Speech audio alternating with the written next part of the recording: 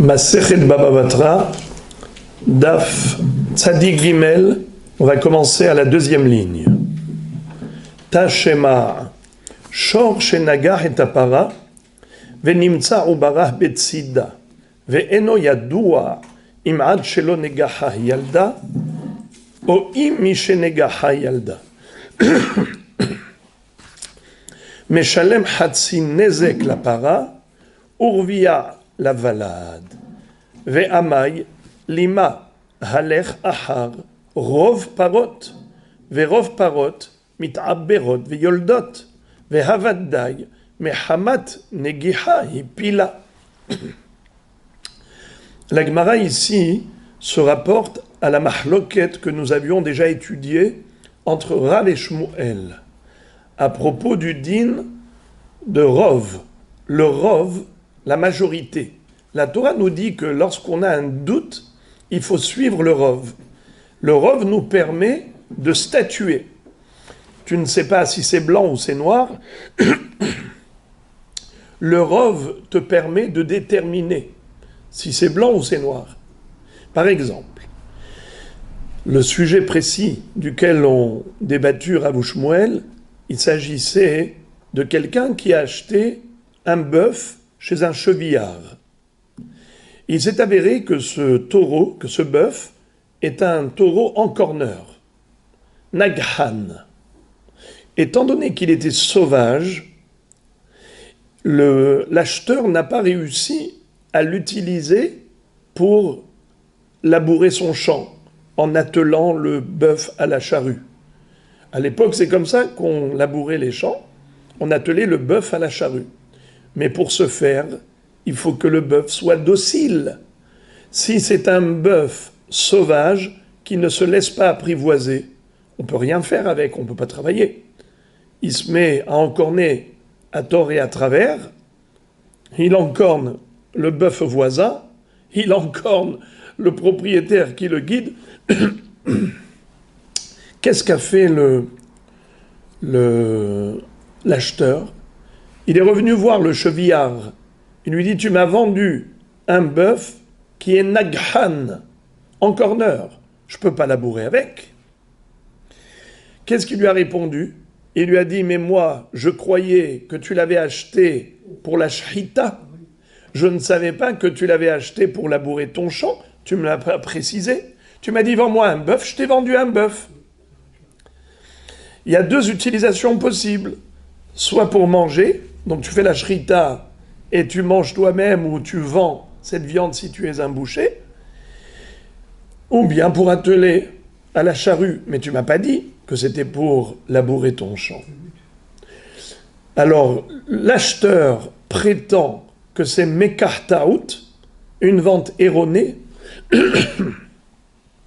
et le vendeur dit, il n'y a aucun problème, je t'ai donné ce que tu m'as demandé. On ne peut pas revenir là-dessus. C'est irréversible. Marché conclu. Tu me dois cet argent. Alors, quel est le din? Rav ou Shmuel? Rav dit, c'est mekartaout. Il doit lui rembourser son argent et récupérer le bœuf. Pourquoi? Car Rav suit le Rov. C'est facile. Rav, Rov. Selon le Rov, la majorité des gens, quand ils achètent un bœuf, ils achètent pourquoi? C'est pour labourer. À l'époque où les gens étaient agriculteurs, quand ils achetaient un bœuf, c'était principalement pour labourer le champ. Le boucher, lui, il achetait pour vendre de la viande, mais la majorité des gens, quand ils achètent un bœuf vivant, c'est pour l'atteler à la charrue. Alors, si on va d'après le Rov, le vendeur ne peut pas prétendre qu'il lui a vendu pour faire la shahita. Vu qu'il y avait un safek, pourquoi il vient l'acheter? Pour manger ou pour labourer?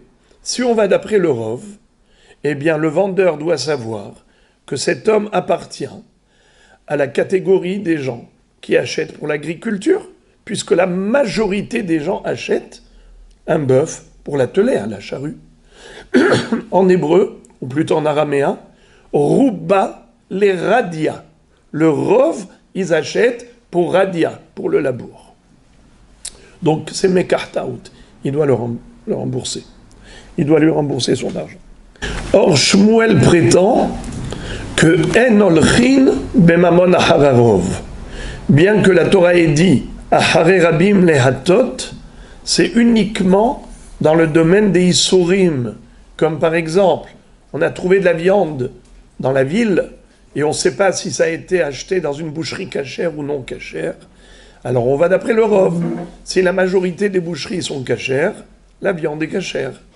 Sinon, c'est le contraire. Là, il faut suivre le Rov.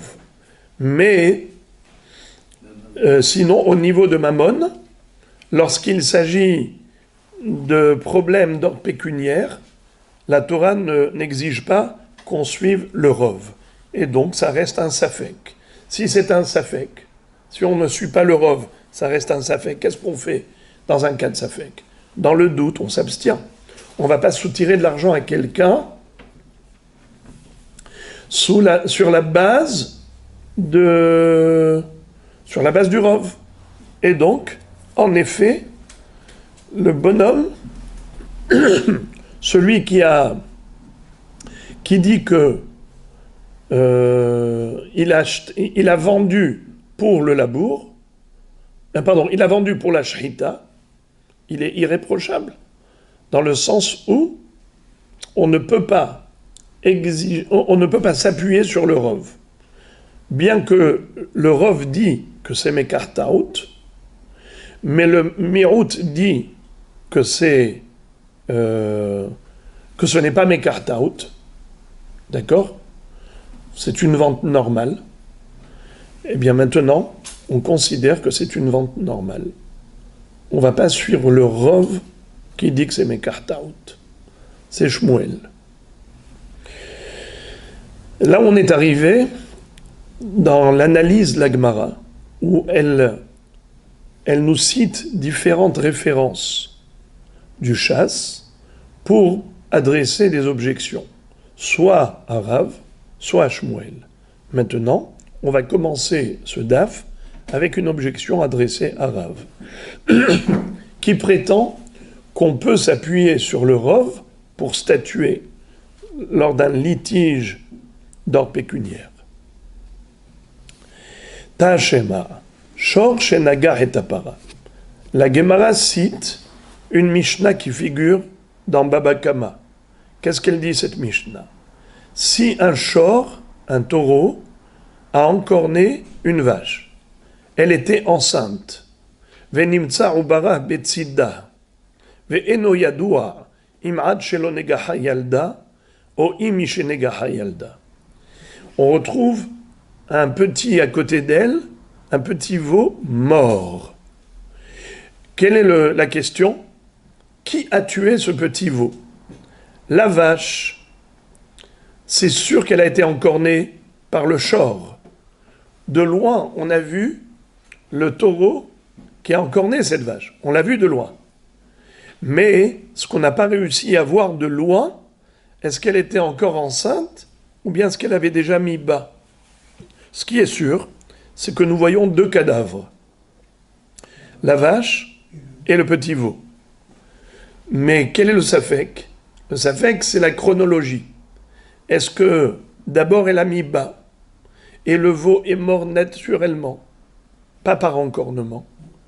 Il n'y a que la mère, la vache, qui est morte par encornement.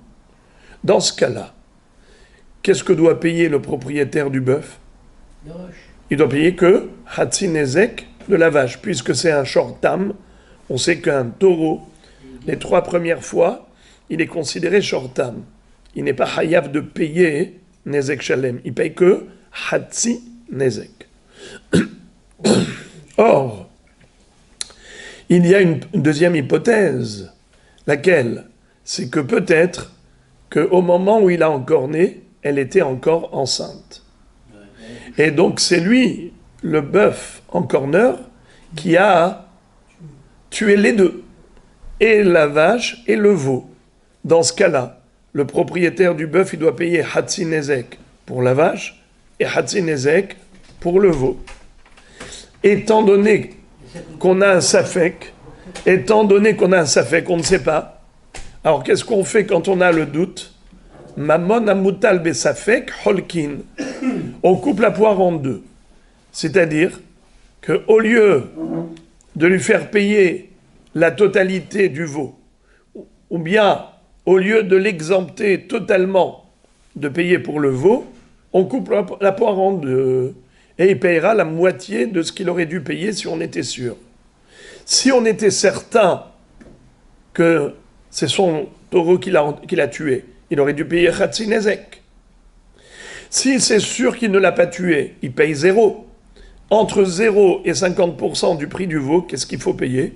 La moitié de la moitié. C'est-à-dire 25%. Alors il va payer Khatsi Nezek pour la vache, puisque c'est un short-term, il ne paye que demi-tarif. Et pour le veau, il payera Revia Nezek, un quart du prix du veau. Je répète le safek. Quel est le doute que nous avons? Est-ce que le veau est mort à cause de l'encornement du taureau ou pas?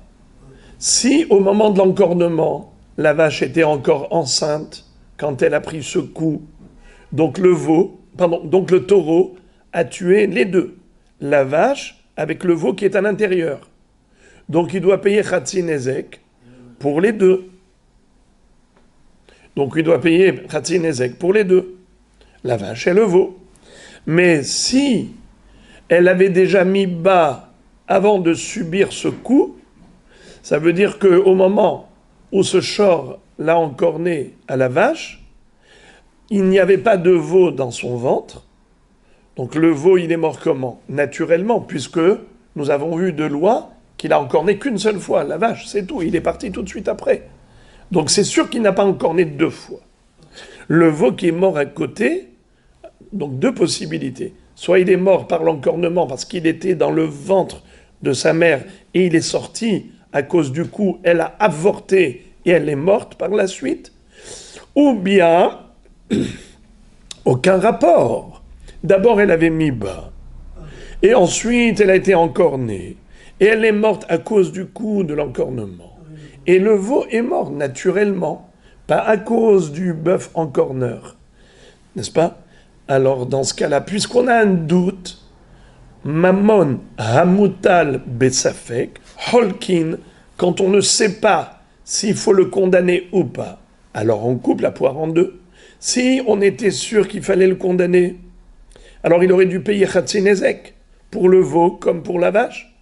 Mais comme on n'est pas sûr, alors ce Khatsi Nezek relatif au veau est coupé en deux. Ça fait Revia Nezek. C'est ce que dit la Mishnah. Je relis. Shor shenagah et apara, venimtsa ubara betzida. Le taureau qui a encorné une vache enceinte et on a trouvé le ubar à côté d'elle, le petit veau mort, le fœtus. Ve'eno yadua, et on ne sait pas, im ad shelo negaha yalda, ou im negaha yalda. Si c'est avant de subir l'encornement qu'elle avait déjà mis bas, ou bien c'est à cause de l'encornement qu'elle a mis bas. Dans ce cas-là, Meshalem Hatsi Nezek la para. Pour la vache où il n'y a pas de doute, alors il payera Hatsi Nezek, Urvia, la valade, mais pour le valade où il y a un doute, il payera un quart du Nezek. C'est-à-dire la moitié de la moitié. Fin de citation de la Mishnah. Maintenant l'analyse. Pour poser une kushia arabe, il faut analyser la Mishnah.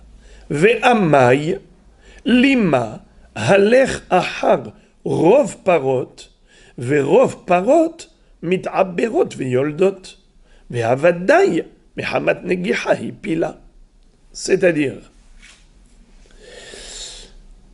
pourquoi la Mishnah dit qu'il ne paye qu'un quart du prix du veau?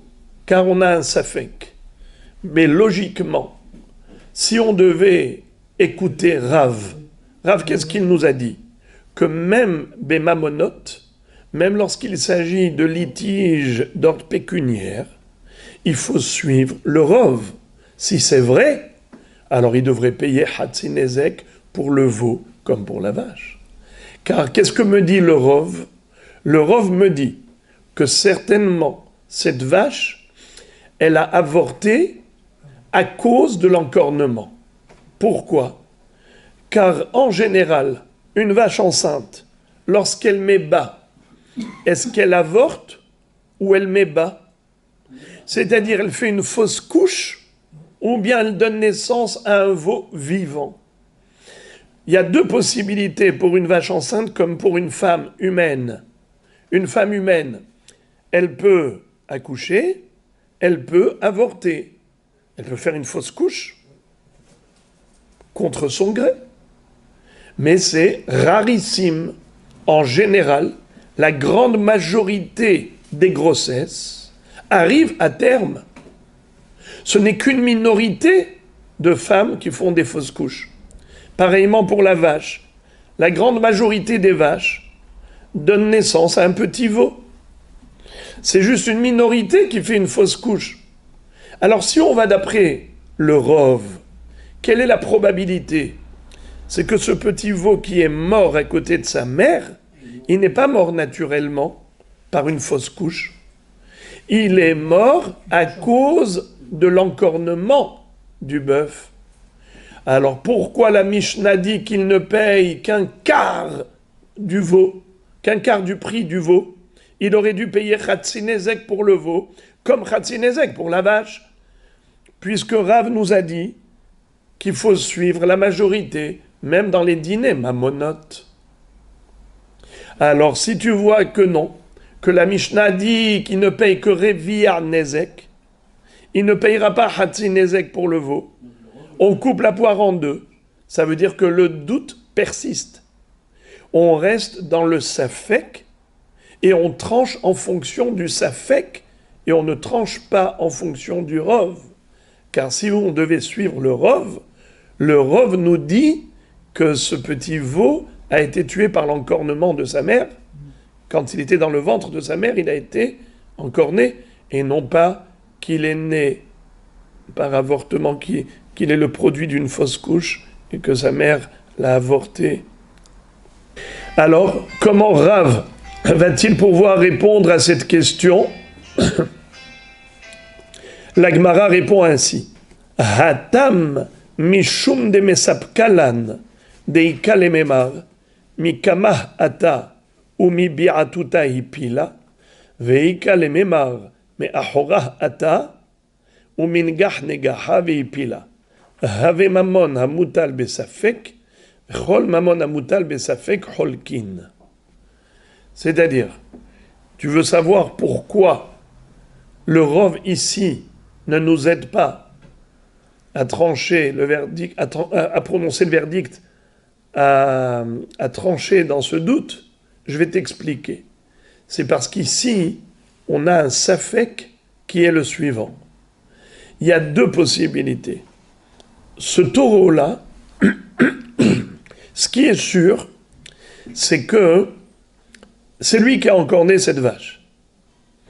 Et au moment où il a encorné, certainement, elle était encore enceinte. D'accord? Simplement, le safek est le suivant. Est-ce qu'il est venu par devant ou par derrière? Soit il est venu par devant, soit il est venu par derrière. S'il a encorné par derrière, alors le veau est mort par le choc physique. Ce traumatisme physique, ça entraîne évidemment une condamnation à payer pour le veau. Donc il devrait payer Hatzinezek pour le veau comme pour la vache. Mais quelle est la deuxième hypothèse? C'est que le taureau encorneur est venu par où? Par devant. Et quand elle l'a vu, alors, rien que par le choc psychologique, le choc psychologique a fait qu'elle a été saisie de peur et de panique, et c'est comme ça qu'elle a avorté. Alors, c'est vrai qu'en général, la majorité des vaches normalement constituées ne font pas de fausses couches. Donc, il n'y a pas de raison de dire que le petit, est né par avortement, par fausse couche, et donc il est mort naturellement. Non, puisqu'on va d'après le Rov. Selon Rav, on suit le Rov, et le Rov des vaches, elles mettent bas normalement. Alors pourquoi est-ce qu'ici, tu considères qu'on a un safek et tu ne suis pas le Rov? Réponse, c'est qu'ici, il y a une raison supplémentaire. Là, le taureau, s'il vient par devant et qu'elle l'a vu en train de se ruer vers elle pour l'encorner, déjà à ce moment-là, elle a été déstabilisée psychologiquement et la vache va faire fausse couche par la peur du taureau encorneur qui est en train de foncer sur elle. Alors là, on dit oui, elle a avorté, mais ça ne s'appelle pas un coup physique, c'est un coup psychique. Quelle est la différence entre le psychique et le physique? Eh bien, pour le physique, un coup physique, il faut payer un dédommagement. Mais pour un coup psychique, on ne paye pas un dédommagement. Pourquoi? Parce que ça s'appelle Gramma Benizakin Patour.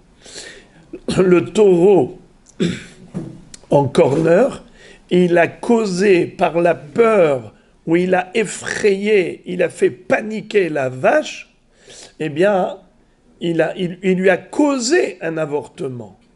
Ça s'appelle Gramma. C'est pas direct. Quand est-ce que la Torah dit qu'un propriétaire du taureau en corner doit payer pour les méfaits de son bœuf? C'est seulement si son taureau a encorné physiquement. Mais si son taureau a juste fait peur à quelqu'un ou à une vache et à cause de la peur, elle est morte, ça s'appelle Gramma. C'est une cause indirecte. Une cause indirecte n'entraîne pas de condamnation à payer. Alors, il n'y a pas de dédommagement, il n'y a pas d'indemnité à reverser. C'est la raison pour laquelle il ne paye que la moitié de cette moitié. Il payera que Revia Nezek la valade. Hatsi Nezek la para. Pour la para, c'est sûr. Car après avoir couru vers elle, il a encorné. La question est de savoir est-ce qu'il a couru vers elle par devant ou par derrière. Si c'est par derrière, donc il n'y a pas du tout de peur. Elle n'a pas avorté par la peur. Comment elle a avorté? Par le coup physique. Donc le propriétaire du taureau en corner doit payer Khatsinezek pour la vache et Khatsinezek pour le Vlad qui est mort à cause de l'encornement. Mais si il a encorné par devant, donc il y a eu deux étapes. La première étape, la peur. La deuxième étape, le choc, le coup. Alors, pour la peur, on ne paye pas. Qu'est-ce qu'a fait la peur? Elle a causé l'avortement. Par la peur, elle a avorté. Est-ce qu'il faut payer pour le petit veau qui est mort à cause de cette peur? Non. Alors il ne paye rien du tout. Alors pourquoi il paye Revia? Il paye Revia parce qu'on ne sait pas. Pour la vache, ça ne change rien. Il paye toujours Khatsinezek qui viennent par devant ou par derrière. Il y a eu un coup physique, il a tué physiquement la vache, il faut qu'il paye Hatzinezek pour la vache. Mais pour le veau, on ne sait pas comment il a tué. C'est sûr qu'il a tué. Mais comment il a tué? Il a tué par la peur ou par le coup, étant donné qu'on a un safek, alors on tranche en deux. Et on coupe la poire en deux, et il payera que Revia Nezek. C'est comme ça que Rav a bien répondu à la question. Donc revenons. L'opinion de Rav en général, contrairement à Shmuel, il dit qu'on suit le Rov. Et ici, pourquoi est-ce qu'on ne suit pas le Rov? Pourquoi est-ce qu'ici on ne suit pas le Rov? Et on ne le condamne pas à payer Khatsinezek? Parce qu'ici, il y a... Pardon? Elle n'aborde pas automatiquement. Oui, alors pourquoi est-ce qu'on dit qu'il y a un safek? Il y a un safek. Bravo, très bien. Et maintenant, la Gemara dit Lima ketanae. Faut-il dire que cette mahloket entre Rav et Shmuel est une mahloket antérieure, déjà entre les Tanaïm de la Braïta suivante? Il semblerait que la mahloket entre Rav ou Shmuel, est-ce qu'on tranche une halacha selon le Rov, même pour des litiges d'ordre pécuniaire ou pas, il semblerait que c'est un débat bien avant Rav ou Shmuel, déjà entre les Tanaïm, que nous allons voir immédiatement dans cette braïta. Qu'est-ce qu'elle dit la braïta? Shor shehaya ro'eh. Venimtsa shor harug betzido. Afalpi sheze menugah. Veze muad ligah. Ze menushach. Veze muad lishoch. En omrim beyadua sheze negaho. Veze neshacho. La Baraïta nous présente le cas suivant. Imaginez-vous un taureau, shor, un bœuf, chez Haya Roé, qui était en train de paître. Venimtsa, shor harug betzido. Et on retrouve à côté de lui un bœuf mort, le cadavre d'un bœuf. Alors, quel est le din? Est-ce qu'il faut dire que c'est lui qui l'a tué ou pas? C'est-à-dire, le taureau qui était en train de paître appartenait à Réhouven. Le cadavre, le bœuf qui est mort, appartenait à Shimon. Shimon vient voir Réhouven et lui dit, certainement, c'est ton taureau qui a tué le mien, rembourse-moi. L'autre lui dit, tu as des preuves que c'est mon taureau qui l'a tué? T'as pas de preuves. Alors il lui dit, tu sais quoi? C'est vrai que je n'étais pas là, mais je suis certain que c'est lui. Pourquoi? Car le tien, il est mourad. Il est connu pour être un taureau encorneur. Il a déjà encorné 3 fois. Il a une réputation. Nachon, hein? Nachon.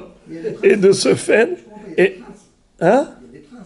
Il y a 0 trace. Comment il y a 0 trace? Il est encorneur. Ouais. Il est encorné avec les cornes. Oui. Donc il y a bien des trous, les cornes elles sont salies, il y a du chaud. Alors la corne n'est pas rentrée dans le corps, c'est une tonne et demie de poids du taureau avec sa tête, il a tué. Parce qu'il est venu sur le côté et il lui a donné un coup comme il faut. Alors, 1 tonne et demie sur... Bekitsour. Il est mourad. Il est encorneur notoire. Ou bien, par exemple, on voit que celui-ci est mort par une morsure.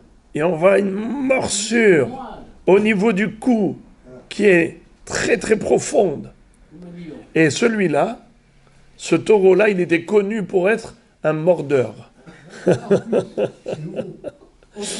Il était connu pour mordre. Il mord. Alors, et celui-là, on voit qu'il est mort à côté par une morsure. Alors il lui dit, c'est certainement le tien qui l'a mordu. Alors quel est le din? Il n'y a pas de témoin, mais il y a une probabilité. Alors,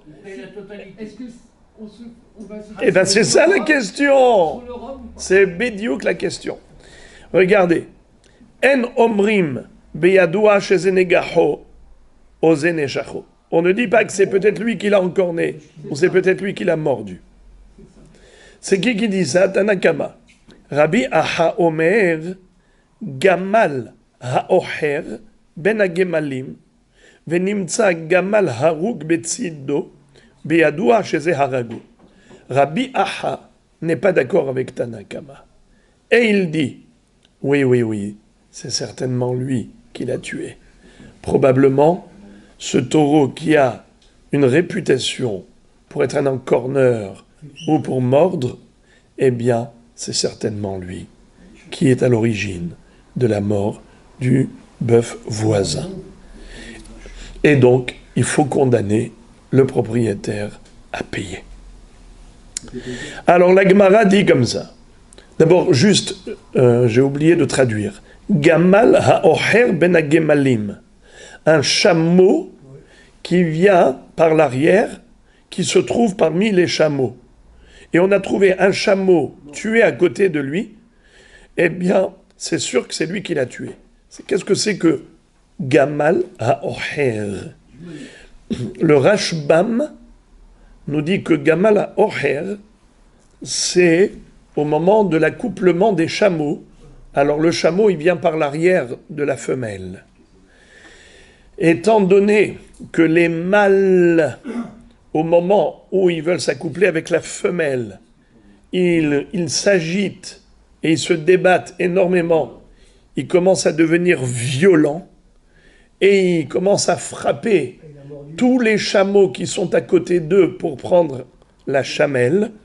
Eh bien, cette sauvagerie de la part du chameau nous permet d'imaginer que c'est lui qui a été agressif et qui a agressé le chameau mort à côté de lui. Alors, si déjà, pour un chameau dont on n'a jamais entendu qu'il a tué, le simple fait de voir qu'il s'est accouplé avec la chamelle nous laisse présager, nous laisse penser que c'est lui qui a tué. À plus forte raison, pour un taureau qui a un casier judiciaire, qui a déjà une notoriété dans le corner, il a des antécédents, c'est certainement lui qui a tué. Donc Rabbi Aha est tout simplement Holek sur Tanakama. Tanakama ne condamne pas le propriétaire du taureau en corner, car on n'a aucun témoin que c'est lui. Tandis que Rabbi Aha, il dit probablement c'est lui, donc il faut le condamner. Mais est-ce qu'ils ont parlé de Rov? Ils n'ont pas parlé de Rov. De quoi ils ont parlé? Ils ont parlé de Hazaka. Qu'est-ce que ça veut dire Hazaka? Présomption. La présomption, c'est que le taureau en corner, c'est certainement lui qui a encorné. Présomption. Le chameau qui s'accouple, le mâle a certainement tué les autres mâles. Donc, ça c'est une hazaka par rapport à la nature. N'est-ce pas? C'est pas un rov, c'est hazaka. Alors l'Agmara nous dit comme ça, Savruha, les hachamim qui ont cité cette référence pour poser une kushia, pour déduire de là une kushia, eh bien en fait, ils ont présumé que Hazaka et Rov, c'est pareil. Qu'est-ce que c'est que Rov? C'est une logique. Qu'est-ce que c'est que Hazaka? C'est une logique. Ça veut dire, certainement, probablement, ça vient du Rov. Hazaka, probablement, c'est lui qui est sauvage. Alors, si on dit que Rov et Hazaka, c'est pareil, qui Haddade Ninu, c'est pareil, alors, Lima Rav de Amar ke Rabbi Aha, ou Shmuel de Amar ke Tanakama. Donc, certainement, on peut déduire d'ici que Rav et Shmuel, en fait, ils n'ont pas inventé le monde. Leur mahloket, est-ce qu'on va d'après le Rov ou pas? C'est une mahloket déjà antérieure entre Rabbi Aha et Tanakama. Est-ce qu'on suit la Hazaka ou on ne suit pas la Hazaka? Si on dit que Hazaka et Rov, c'est pareil. Donc la mahloket, elle est la même. Et alors pourquoi j'ai dit que c'est comme une question?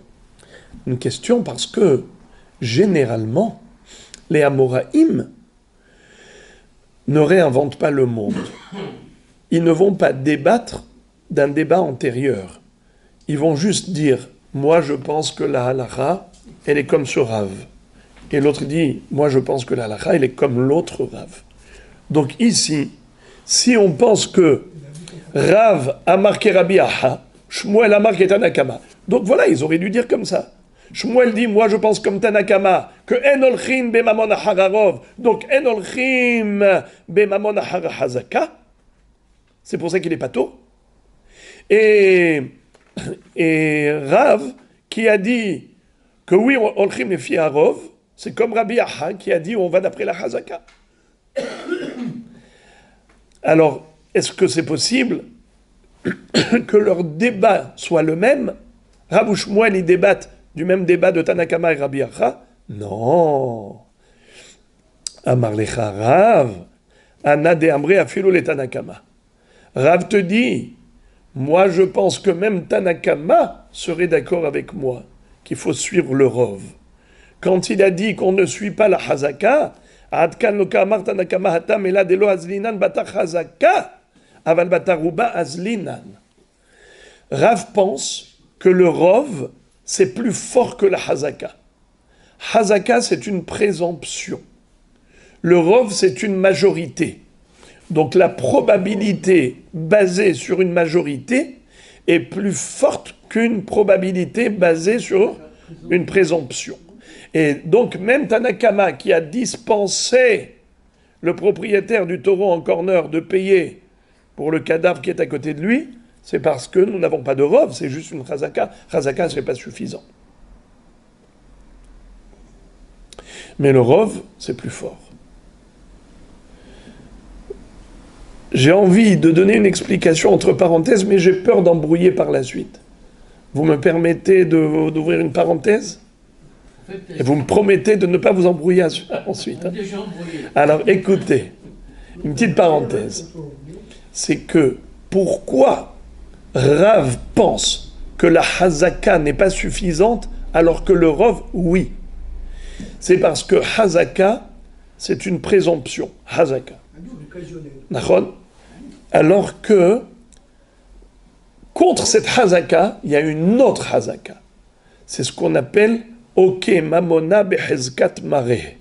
C'est-à-dire, lorsque nous avons un doute, pourquoi les Dayanim ne peuvent rien faire tant qu'il n'y a pas de témoignage, il n'y a pas de preuve? Parce qu'on dit, parole contre parole, dans le doute on s'abstient, on laisse l'argent entre les mains de son détenteur, de son propriétaire. On ne sait pas qui a raison. Peut-être oui, peut-être non. Peut-être c'est un menteur, peut-être c'est un voleur. Peut-être. Des peut-être, il y en a plein. Mais nous, on ne peut rien faire par rapport au peut-être. Alors, ici, on a une hazaka pour dire « soutire-lui l'argent ». Mais d'autre part, on a une hazaka laquelle c'est que lui détient l'argent. Donc, hazaka contre hazaka, tu ne peux rien faire. C'est pour ça que Rav va dire Hazaka, ça ne suffit pas d'après Tanakama. Mais Tanakama serait d'accord avec moi pour dire que s'il y avait un Rov, le Rov, oui. Le Rov est suffisant pour soutirer de l'argent. Pourquoi? Car la Torah dit Ahare Rabbim Lehatot. Donc le Rov est plus fort que la Hazaka. D'ailleurs, c'est une expression talmudique. Rubba ve Hazaka, Rubba Adif. Entre Rov et Hazaka, qui est plus fort, le Rov. Donc Rav, il tire son épingle du jeu très joliment. Maintenant, Shmuel, on a dit, Shmuel, à toi Shmuel qui a dit En olchin bemamon ahararov, certainement tu t'appuies sur Tanakama. Mais tu ne peux pas t'appuyer sur Rabbi Aha. Car Rabbi Aha a dit que oui, il est chayav de payer. Pourquoi? Car on va d'après la Chazaka. Et si on va d'après la Chazaka, plus forte raison qu'on va d'après le Rov. Eh bien, figurez-vous, Shmuel Amarlecha, Anna de Amri, Afilu le Rabbi Aha. Ad kan lo ka'amar Rabbi Aha tam, ela de azlinan batar Hazaka, de hu gufeh morzak, aval batar ruba lo azlinan. Shmuel a sublimé, il a donné une réponse ingénieuse. Il dit, viens, je vais te dire quelque chose. Il y a Hazaka, Rov, Hazaka. Il y a une Hazaka faible, dont le Rov est plus fort que cette Hazaka faible. Mais il y a une Hazaka forte, qui est encore plus forte que le Rov. Alors, on ne suit pas la Hazaka faible pour soutirer de l'argent.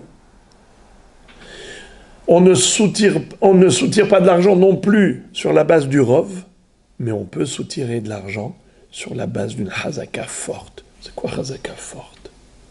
Hazaka forte, c'est une Hazaka qui est basée sur le gouffre lui-même dont il est question. Par exemple, ici, tu as un taureau qui a une réputation d'être un corner, d'être un taureau qui mord, ou un Gamala Oher, lui le chameau, il est en train d'aller vers la chamelle. Donc lui-même, tu vois que il est en train de faire une action dont il a la réputation d'être un sauvage à ce moment-là. C'est la nature du chameau au moment où il est en train d'aller vers la chamelle, il devient fou. Alors, étant donné que ce n'est pas juste une hazaka en général, c'est ce taureau-là, il est en train de faire une action comme par exemple, ce taureau, il a déjà encorné 3 fois, ou bien ce taureau, il est en train d'aller vers la chamelle. Donc il y a une hazaka qui est relative au corps de ce taureau ou de ce chameau. C'est-à-dire la sauvagerie qu'il dégage, elle provient de son gouffre. Alors là, c'est une hazaka beaucoup plus forte qui nous laisse présumer que c'est lui le fautif, c'est lui qui est à l'origine de la mort de l'autre. C'est pour ça qu'il payera pour ce cadavre. En effet. Donc Shmuel dit, ne compare pas l'incomparable. Je me maintiens dans ma position. Je prétends que En Olchin Bemamon Hararov. À plus forte raison qu'on ne va pas d'après une hazaka faible. C'est quoi une hazaka faible? Une hazaka qui est basée sur une généralité. D'accord? Hazaka, c'est-à-dire on présume. Mais là, c'est pas stam, on présume. On a une preuve. On a une preuve que c'est lui. La hazaka, la présomption, elle est basée sur son gouffre à celui-ci, à cet agresseur. C'est certainement lui l'agresseur. Donc c'est dans ce cas-là, nous dit Shmuel, bien que En Olchin Bemamon Hararov, Aval Olchin Batar Hazaka de Gouffé. C'est extraordinaire. On termine. Et c'est là qu'on arrive, en fait, à la raison essentielle pour laquelle la Gemara nous a fait part de la mahloket entre Rav et Shmuel, à savoir, est-ce qu'on suit le Rov ou pas pour trancher dans des conflits d'ordre pécuniaire ou pas? Pourquoi est-ce qu'on nous a fait part de ce débat? Quel rapport avec la Sugya? La réponse, c'est que maintenant nous allons citer notre Mishnah pour servir de référence, pour trancher dans cette marloquette entre Rav et Shmuel. Et ce sera le sujet de la fin. Ta'ashema, amocher perot la havero, uzra'an velot simmehu, va'afilu zara pishtan, eno hayav be'acharayutan. Vous en souvenez? Quel était le sujet de la Mishnah? Quelqu'un qui a vendu, par exemple, des céréales. Et voilà que l'acheteur a été les semer dans son champ. Et ça n'a pas poussé. Il vient voir le vendeur, il lui dit « Mekartaout, c'est une vente erronée, parce que tu m'as donné des graines de mauvaise qualité. Elles n'ont pas poussé. Il n'y a rien eu. Je me suis fatigué pour rien. J'ai labouré, semé, arrosé, wallo. Elles étaient de très mauvaise qualité, tes graines. Rembourse-moi !» L'autre lui dit « Mais tu ne m'as jamais dit que c'était pour semer, pour l'agriculture. Moi, je croyais que c'était pour manger, c'est-à-dire en faire de la farine et du pain. Ou bien mettre dans la dafina, dans la pkaïla. Qu'est-ce que tu fais? Je sais pas, on met du blé dans la pkaïla, je sais pas. Non? Hein? Des haricots, pardon. Alors, Bekitsour, moi je croyais que tu voulais consommer ce blé pour la consommation, il n'était plus que parfait. Si tu m'avais dit que c'était pour semer, je t'aurais donné une autre qualité. Il est patour, en effet. Il ne peut pas lui réclamer quoi que ce soit. Il ne peut pas prétendre que c'est Mekartaout. L'autre n'est pas obligé de rembourser, au contraire, lui, il est obligé de payer. Deuxième cas, si c'est du lin, des graines de lin. Les graines de lin, ça se mange? Des graines de lin, ça se mange, les amis? Oui, c'est mangeable. Mais la majorité du lin, c'est pour semer, pour faire des vêtements avec le lin. D'accord? Très bien. Maintenant, est-ce qu'il peut lui dire, eh oh, mais moi, quand j'ai acheté ces graines de lin, c'était pour semer. J'ai semé, ça n'a rien donné. Il lui dit, mais moi, je croyais que tu voulais manger ça avec la salade, de l'huile d'olive, c'est bon. L'autre, il lui dit, mais pas du tout. Il lui a dit, mais tu m'as pas dit. Bon, qu'est-ce que dit la Mishnah? Patour. Le vendeur est patour. Il n'y a pas besoin de rembourser. Troisième cas de figure, il s'agit de graines de légumes. Par exemple, pour les tomates, carottes, des graines. Ça se mange? Non, c'est pas mangeable. Alors, il lui dit, j'ai semé, ça n'a rien donné. Alors, dans ce cas-là, hayav be'haruyutan. Oui, bien sûr qu'il faut qu'il rembourse. Évidemment. Very good. Regardez maintenant comment la Gemara va analyser pour poser une kushia. Tashma, hamocher perot lahavero, uzra'an velo tzimehu, va'afilu zara pishtan, afilu zera pishtan, eno hayav be'harayutan. Fin de citation. Celui qui a vendu des fruits, c'est-à-dire des graines de céréales, et il les a plantées, il les a semées, et ça n'a pas poussé, il ne peut rien réclamer. Même si c'était des graines de lin, il ne peut rien réclamer. Mai afilu zera pishtan. Pourquoi est-ce qu'on a dit afilu zera pishtan? En quoi les graines de lin, c'est supérieur aux graines de céréales? Deruba lizri'a zavne va afilu achilo azlinan bata ruba. C'est-à-dire,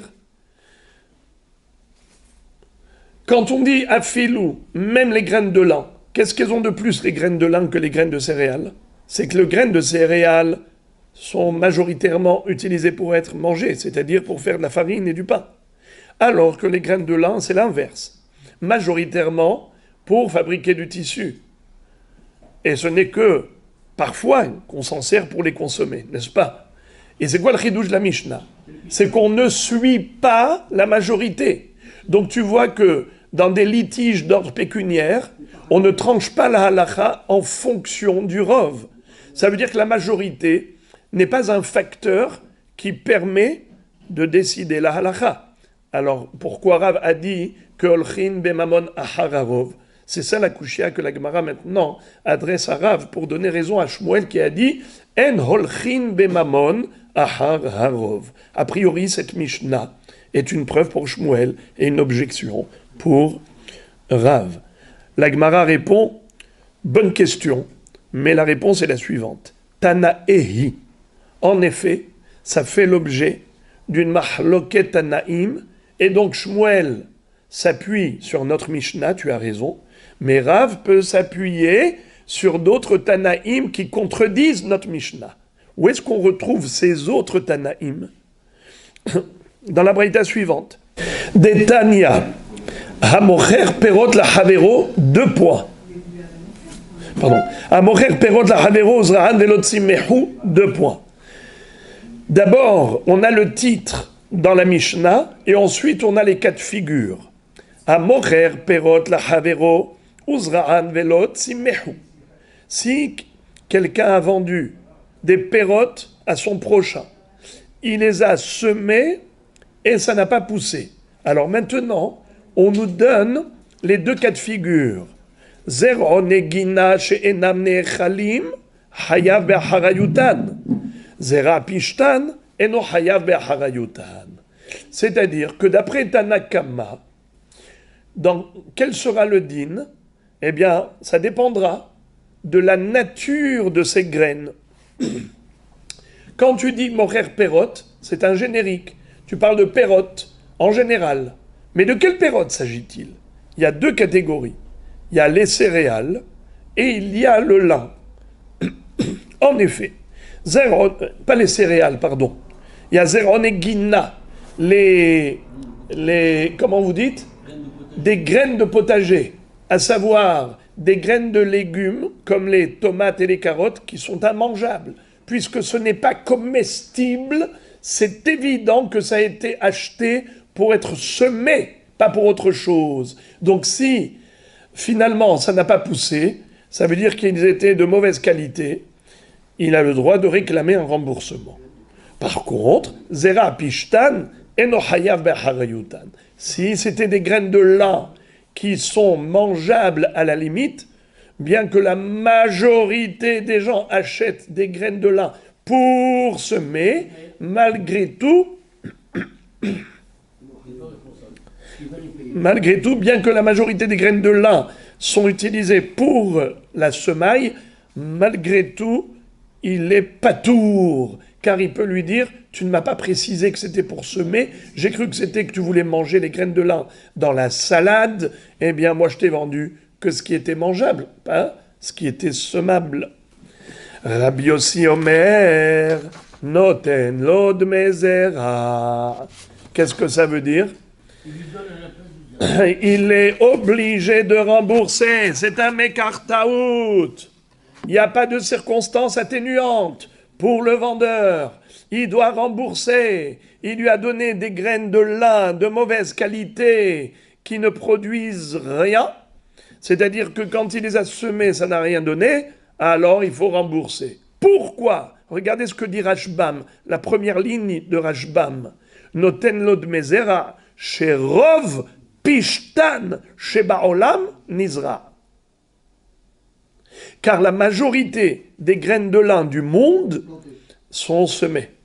Et de ce fait, il ne peut pas se cacher derrière cet argument, dire « je croyais que tu voulais acheter pour manger, et donc je t'ai donné des graines mangeables, mais pas pour l'agriculture ». Il ne peut pas. Il faut qu'il paye. C'est qui a dit ça? C'est qui a dit ça? Rabbi Yossi. Ça veut dire que quoi? Que Rabbi Yossi va d'après quel svara? Qu'on va d'après le Rov. Nachon. Alors déjà, Tanakama, qu'est-ce qu'il a dit? On ne va pas d'après le Rov. Il ne rembourse pas, même pas pour le Pishtan. Alors que Rabbi Yossi, qu'est-ce qu'il dit? Oui, il rembourse. Mais la Mishnah, plutôt la Baraïta, n'est pas terminée. Il y a encore une troisième opinion. Amroulo. On a dit à Rabbi Yossi, Harbe lokhimoto lidvarim aherim.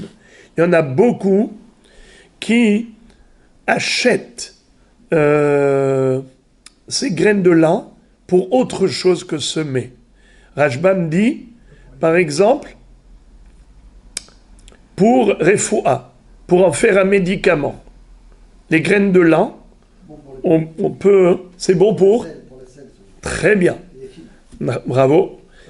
Et également pour ma'achal, pour manger. Alors regardez s'il vous plaît le Rashbam, il est trop beau. J'ai pas l'habitude de vous faire lire cette fois-ci, oui. Amroulo. Les Hachamim ont dit à Rabbi Yossi, Enohaya be'acharayuto. Le vendeur n'est pas obligé de rembourser, même si ça n'a pas poussé. Car il y en a beaucoup qui achètent pour d'autres raisons.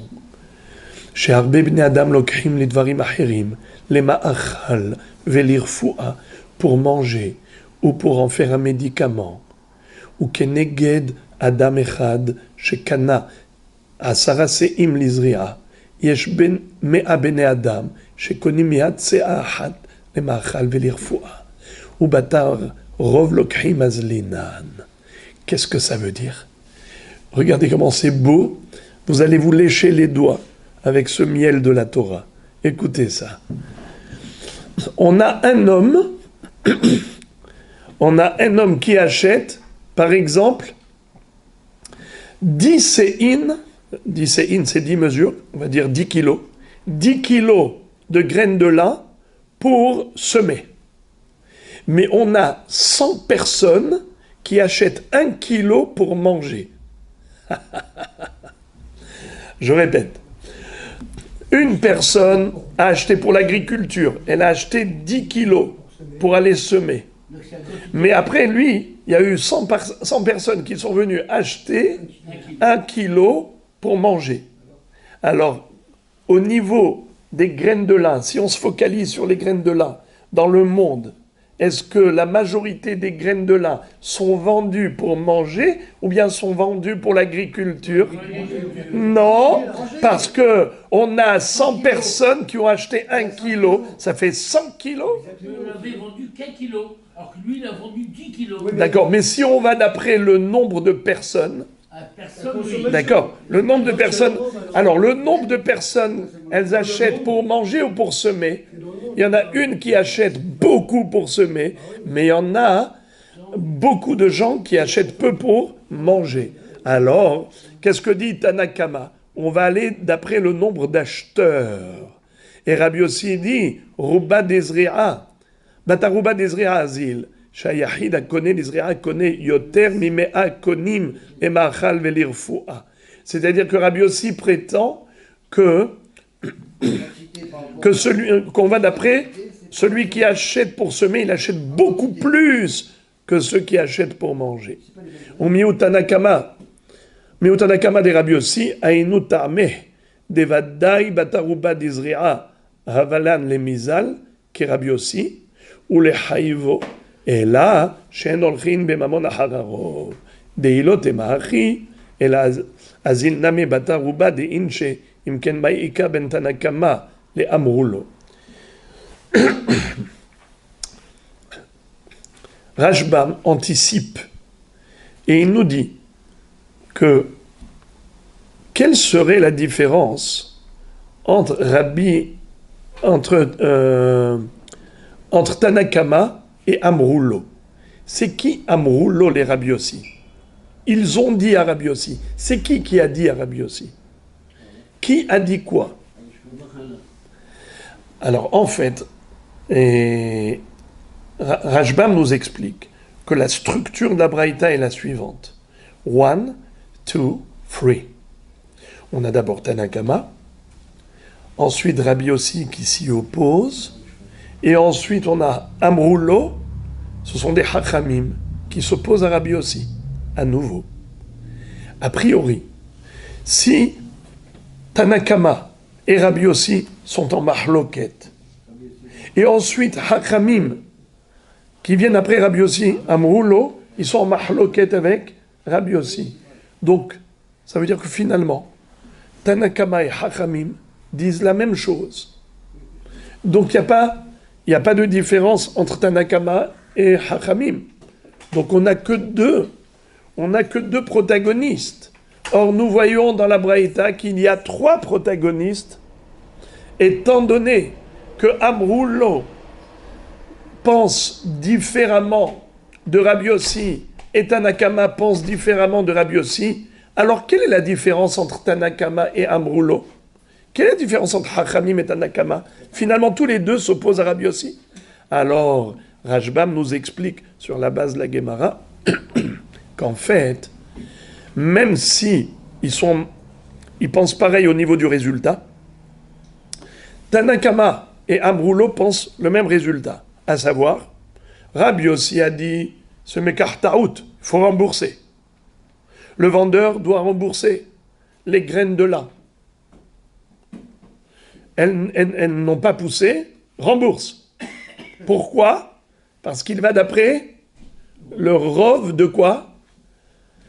Le rov de quantité. Celui qui achète, il achète beaucoup. Pourquoi il achète beaucoup? Pour planter, pour semer. Et donc, alors que le deuxième, Hachamim, qu'est-ce qu'ils disent? Harbe lokhim oto l'irfua. Qu'est-ce que pense Amrulo? Les Hachamim d'Amrulo, qu'est-ce qu'ils pensent?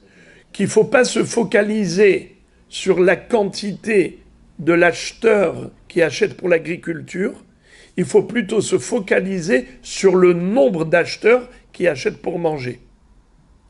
Ça veut dire que les deux, Rabbi Yossi et Amrulo, sont d'accord sur le principe qu'il faut suivre le rov. Mais où est-ce qu'il y a un débat entre eux? Est-ce qu'il faut suivre le rov d'acheteurs ou bien le rov de graines? Si on va d'après le rov d'acheteurs, alors en effet, le rov de gens achète peu de graines pour manger.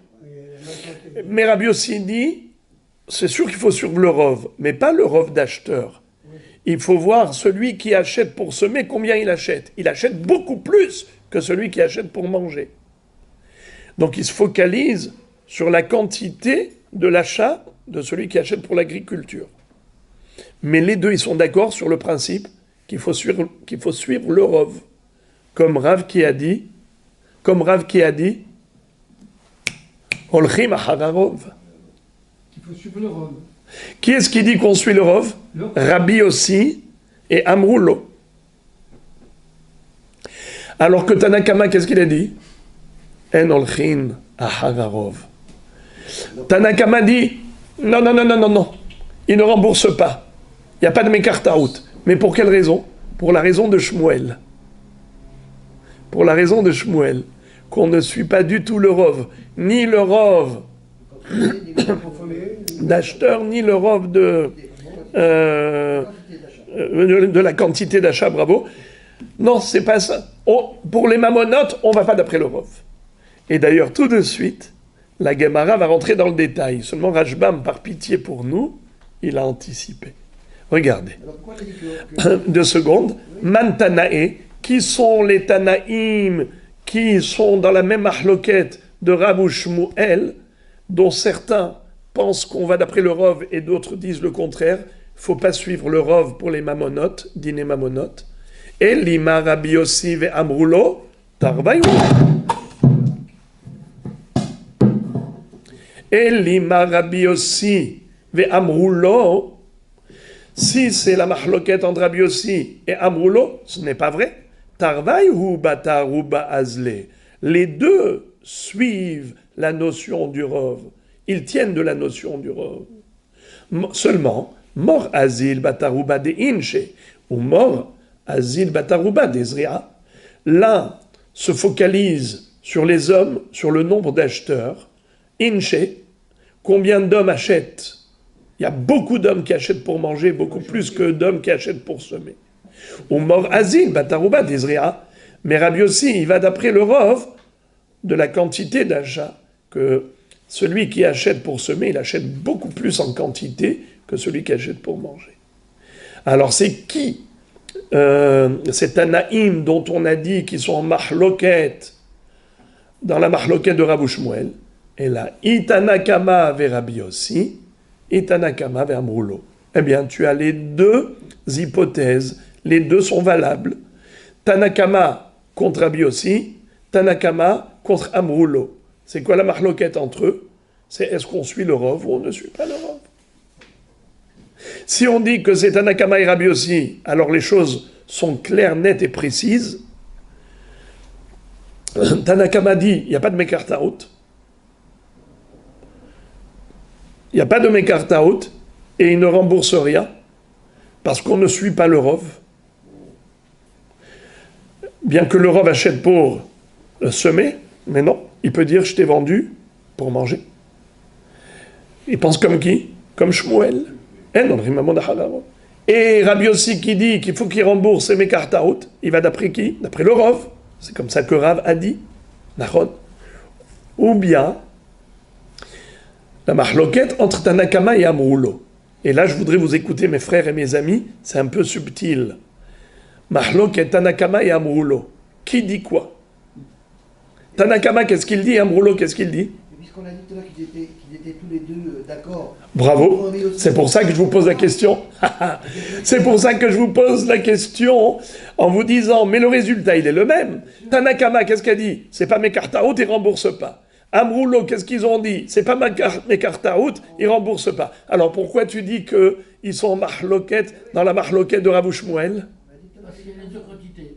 Bravo. C'est-à-dire que sur le principe, ils ne sont pas d'accord. Ils sont d'accord sur le résultat, mais ils ne sont pas d'accord sur le principe. Le résultat, ils ne remboursent pas. Pourquoi ils ne remboursent pas? Ce n'est pas mes kartaout. Mais pourquoi ce n'est pas mes kartaout? Tanakama dit ce n'est pas mes kartaout parce qu'on ne tient pas compte du Rov du tout. Comme Shmuel a dit, mais Amrulo, il pense comme Rav que oui, Olchin Batararov. Seulement, il dit, justement, le Rov soutient le vendeur. Pourquoi? Car le vendeur te dit, moi j'ai vendu à 101 personnes. J'ai vendu à 100 personnes 1 kilo. Ça fait 100 kilos. J'ai vendu à une personne 10 kilos pour l'agriculture.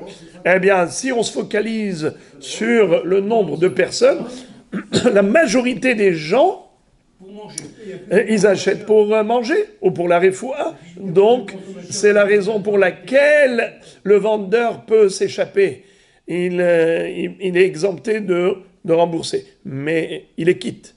Pourquoi il est quitte? Non pas parce que en olchin memamon ahararov, olchin ahararov, justement. Mais rov, anashim, rov konim, le rov des clients, et pas le rov de la quantité de celui qui achète pour l'agriculture. C'est pas délicieux ça? Allez, kol tov, be'atzlacha.